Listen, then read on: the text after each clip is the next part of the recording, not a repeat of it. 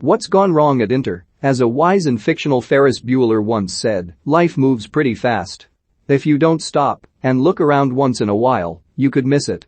Normally, we'd advise whichever despairing fanbase, Inter, on this occasion, to watch that film and learn its valuable lessons. But this time round, we'd warn against settling down for a 103-minute classic comedy. After all, they could miss another of their stars waving goodbye to San Siro.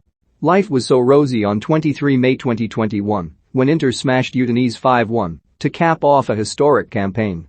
I Nerazzurri freed Italy from Juventus's decade-long chokehold to become Serie A champions in some style. Antonio Conte had assembled an awe-inspiring squad, packed with defensive warriors, canny midfield operators, world-class strikers, and of course, loads of wing-backs. 91 points, 89 goals scored, and only 35 conceded told the story of a season to remember for Inter, and one they could only build upon.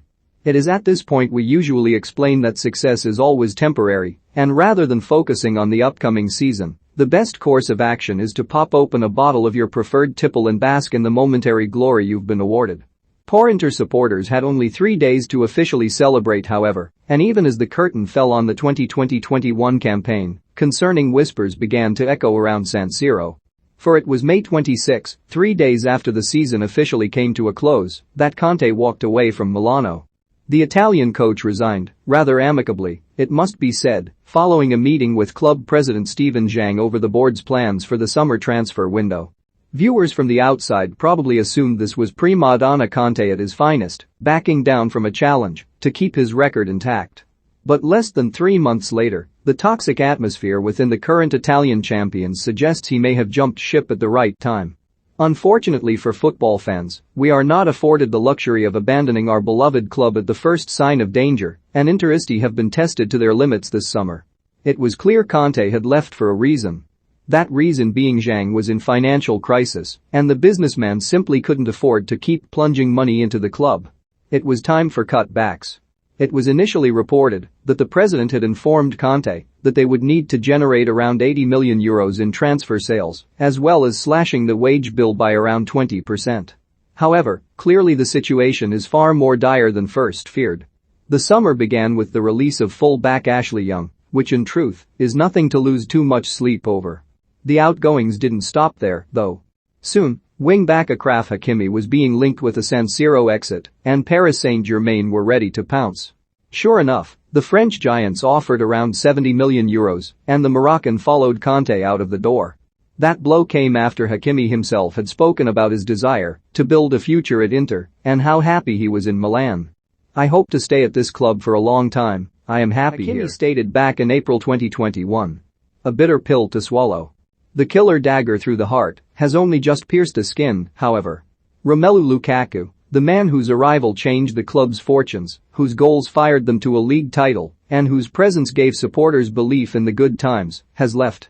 Less than 2 months ago, Lukaku tweeted how content he was at Inter, and as recently as July 23, he expressed his desire to make Inter dreams come true next season. "I'm really happy to be back, we hope to continue the path we started, to keep winning. We, the players, will work hard to make your dreams come true," Lukaku said on his return from Euro 2020 duty. He'd learnt the language, won the hearts of a fanbase, and finally experienced the joy of a major league title. This was a man who had found his home. Instead, Lukaku is now heading back to a former, rather unhappy home in Chelsea. The Blues offered £97.5 million, €115 million, for the 28-year-old's services, and that's good money which Inter simply can't refuse. Nerazzurri supporters have been quick to show their rage, vandalizing a mural of Lukaku and unveiling banners in protest against President Zhang.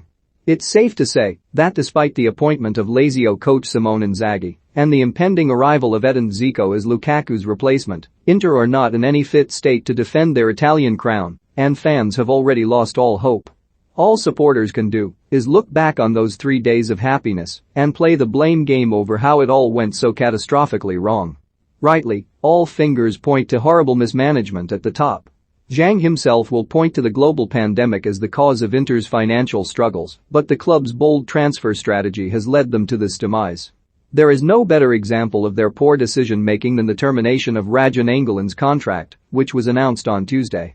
Inter signed Nainggolan from Roma in the summer of 2018 And despite it being very apparent that the Giallorossi hierarchy were desperate to get rid of the Belgian, Aina Razari still forked out €24 million.